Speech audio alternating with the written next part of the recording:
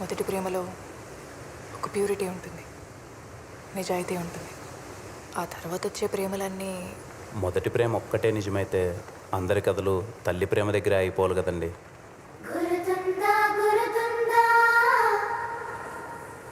అమ్మే కదండి మనందరి ఫస్ట్లో.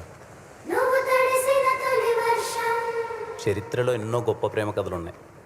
వాళ్ళందరికీ అవి మొదటి ప్రేమలు అయితే కాదు కదా. ఫస్ట్ లవ్ ఫెయిల్ అయిందంటే బెస్ట్ లవ్ ఎక్కడో మొదలవుతుందని.